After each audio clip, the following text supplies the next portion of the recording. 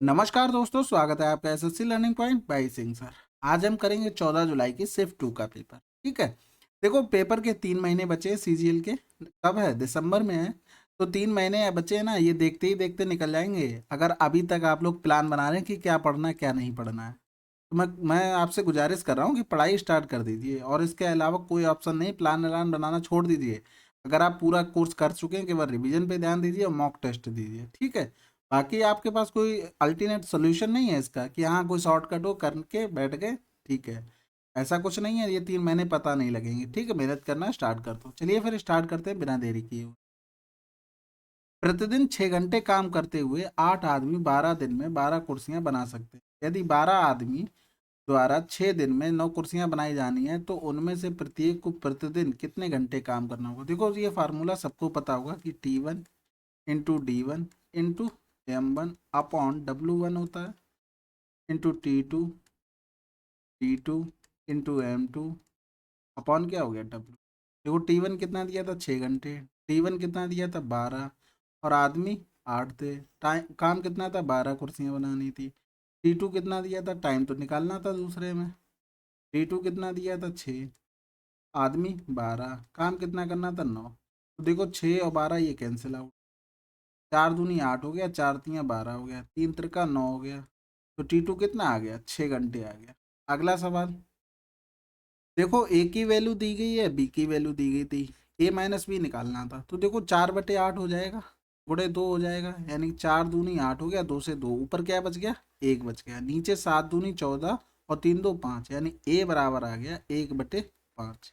यहाँ देखो 2 तियाँ 6 हो गया, और 3 से 4 जाएगा तो माइनस का 1 बच जाएगा।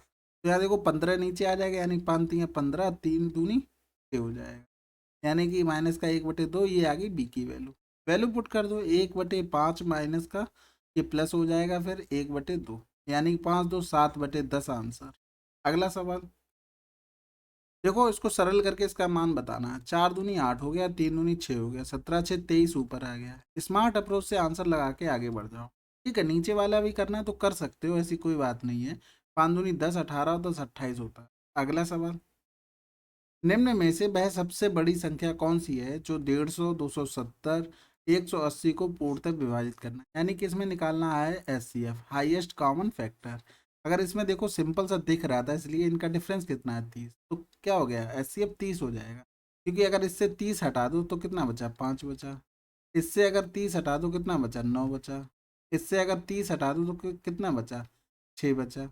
तो यहाँ देखो 5 9 6 तीनों से कुछ ना कुछ कॉमन आ रहा? नहीं आ रहा, तो हाईएस्ट कॉमन फैक्टर क्या बचा? 30 बचा, तो आंसर हो।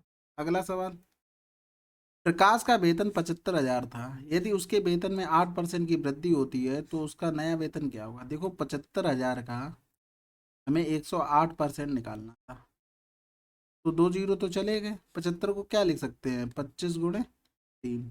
तो देखो, 1 जीरो तो बचा था इसका। 25 × 8 = 200, यानी डबल जीरो, 2 हासिल हो गया। 25 से कम 25 2 27, गुणे हो गया 3। 27 यहाँ कितना होता है? 81। अगला सवाल।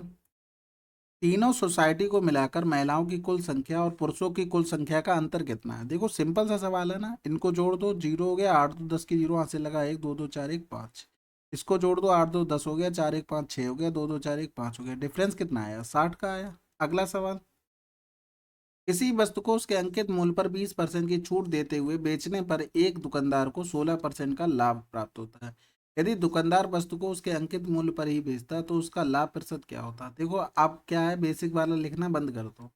तो क्या होता है, जो प्रॉफिट होता है वो एमपी का बन जाता है, यानी कि 116। जो छूट होती है वो सीपी का, यानी कि 20% छूट 80 हो गया। तो देखो कितना प्रॉफिट ले रहा है? 36 का ले रहा है।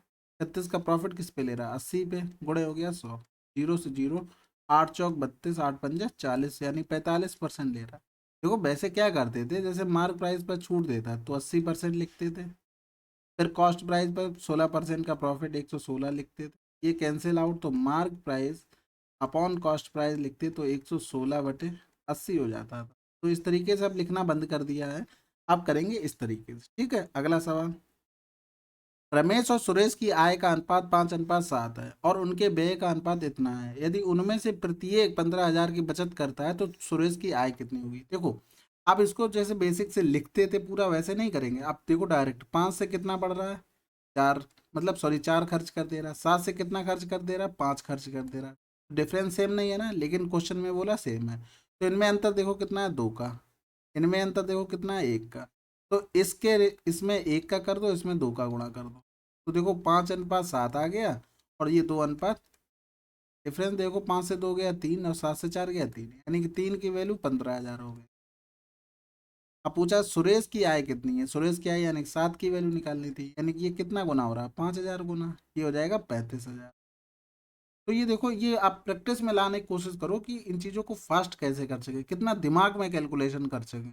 ठीक है, हर आदमी लिखता नहीं है कॉपी पे, वो दिमाग में भी प्रैक्टिस इतनी हो जाती है, दिमाग में कैलकुलेशन करने लगता है। अगला सवाल, एक घनाव का आयतन 3600 है, घनाव की लंबाई और चौड़ाई क्रमशः इतनी है, तो उसकी ऊंचाई कितनी होगी। आप फार्मूला नहीं लिखना, नहीं तो देखो LVH लिखो, फिर डिवाइड करो, नहीं डायरेक्ट करो ना, 0 से 0 चला गया, 18 180 हो गया, यानी 180 में कितना 12 का भाग करना है, तो 15 बार चला जाएगा, आंसर आ गया।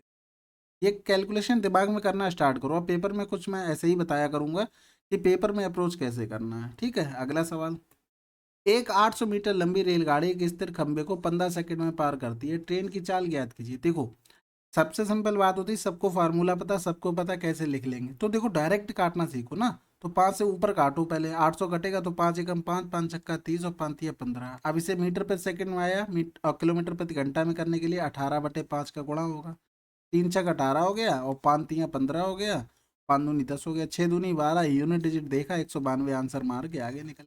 अगला सवाल, पी क्यू का अनुपात ये दिया था, Q minus P, P Q plus P पूछा था, पी माइनस क्यू कितना आया, 7 से 2 गया 5 बचा, आंसर।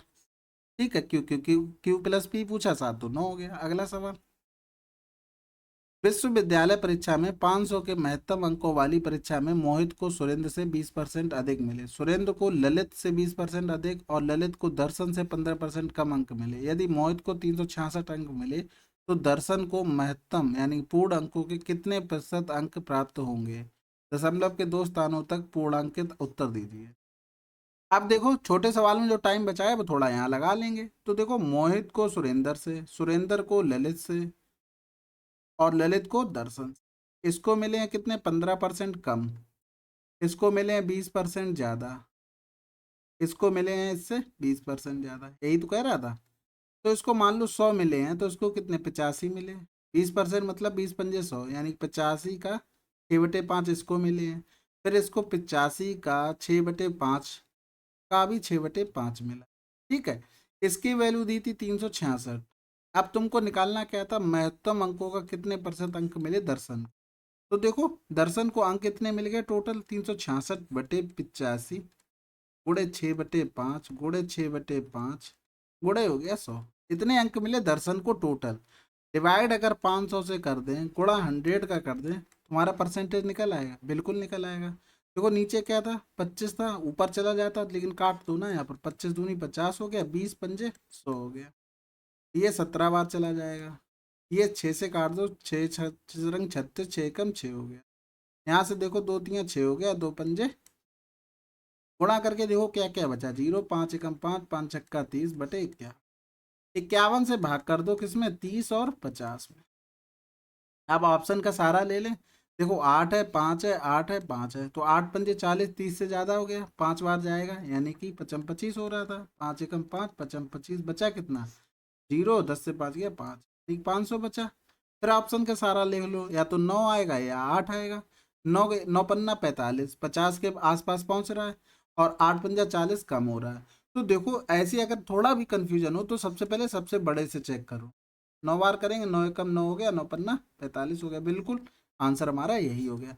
रीजन ये होता है बड़े से चेक करने का, कि अगर आप छोटे से कर लिए तो बड़े से आपको करना ही पड़ेगा, कि चेक कर लो, ऐसा ना हो बड़े वाले से भी जा रहा हो, तो सबसे पहले सबसे छोटा चेक कर लो। अगला सवाल, खंड B2 द्वारा बनाया गया कोण क्या होगा। देखो सबको पता है 100% की वैल्यू क्या होती है, 360, हमें निकालनी थी 17%, यानी कि 360/100 गुणे क्या हो गया 17 हो गया, 0 से 0 चला गया, 17 छक्का 102, 17 तिया 51 और 10 61 हो गया, आंसर आ गया। अगला सवाल, 4 kg की मिश्र धातु का 1/2 हिस्सा लेड और शेष टिन का है, 5 kg की एक अन्य मिश्र धातु का 1/6 हिस्सा लेड और शेष टिन का है। यदि इन दोनों मिश्र धातुओं को मिला दिया जाए तो नए बनने वाले मिश्रण में लेड और टिन का अनुपात क्या हो। देखो सिंपल सा सवाल था, हम पहले भी बता चुके कि ऐसे में ऑप्शन देखा करो। ऑप्शन देखो क्या क्या कॉमन हो रहा, कुछ नहीं कॉमन हो रहा, तो पहले वाले पे काम कर सकते हैं, यानी कि लेड का ऐसा निकाल के हमारा काम चल जाएगा। वो तो लास्ट में भी कुछ नहीं रहा था कॉमन, लेकिन हमें करना क्या है, हमें फर्स्ट वाले पे करना। देखो 1/2 हिस्सा क्या है, लीड है, यानी कि 4/1/2। 5 kg में 1/6 हिस्सा क्या है, लीड है, 1/, तो 2 दूनी 4 हो गया, तो इनको दोनों को जोड़ दो, 5/6 हो गया, 6 दूनी 12, 5 17/6 हो गया। तो अब दूसरे वाले को भी अगर निकालते, देखो 17 तो मिल गया, तो हमारा तो आंसर तो आ गया। अगर दूसरे वाले से भी काम करते, जैसे मान लो ये नहीं निकालते, तो 4, दूसरा 2 है तो 1/2 हो गया, प्लस का 5 kg में 1/6 हिस्सा लेड का है, तो 5/6 हिस्सा किसका होगा, इनका होगा। तो 2 दूनी 4 हो गया, 6 दूनी 12 हो गया, प्लस 25 हो गया बटे 6 हो गया, और 25 और 12 37 हो गया, 37/6। अनुपात निकालेंगे तो 17:37। अगला सवाल, एक घड़ी का क्रय मूल्य 2800 है, दुकानदार इसे 3.75% के लाभ पर बेचता है, घड़ी का विक्रय मूल्य कितना। देखो 12.5% सबको पता है कितना होता है, 1/8 होता है। 37%, 12.5% का 3 गुना होता है, यानी कि 3/8। यहाँ देखो एक नंबर और आगे पॉइंट आ गया, तो पॉइंट एक और बढ़ा दो ऊपर, हटाएंगे तो 0, यानी कि वो 80 की चीज कितने में बेच रहा है, 83 में बेच रहा है। 80 की वैल्यू कितनी थी, 2800, तो हमें निकालनी थी 83 की वैल्यू। तो देखो 0 से 0 चला जाएगा, 8×3 = 24, 8×5 = 40, यानी 35 गुना हो रहा है। तो 83 का भी 35 गुना कर दो, गुणा कर दो, 5×3 = 15 के 5, हासिल लगा 1, 8×5 = 40, 3×3 = 9, 49, 1 50 की 0, हासिल लगा 5, 8×3 = 24 और 5 2905 आंसर है। अगला सवाल, एक समृद्ध अर्धगोले का कुल पृष्ठीय क्षेत्रफल इतना है, इस अर्धगोले की त्रिज्या और व्यास का योग कितना होगा। देखो डायरेक्ट लिखा करो, 3πr² होता है, 3×22/7 होता है, r² होता है बराबर 16, 6, 3, 2, 3 से काट दो फटाफट, 3×5 = 15, 3×5 = 15, 3×4 = 12, 3×4 = 12 हो गया। 22×5 = 110 होता है, 22×2 = 44, बचा कितना 11, 22×5 = 110, फिर 22×2 = 44 हो गया। तो देखो r² 7 और चाहिए होगा, 7×3 = 6 हो गया, गुणे 7 का स्क्वायर हो गया, यानी कि r बराबर 42 आ गया।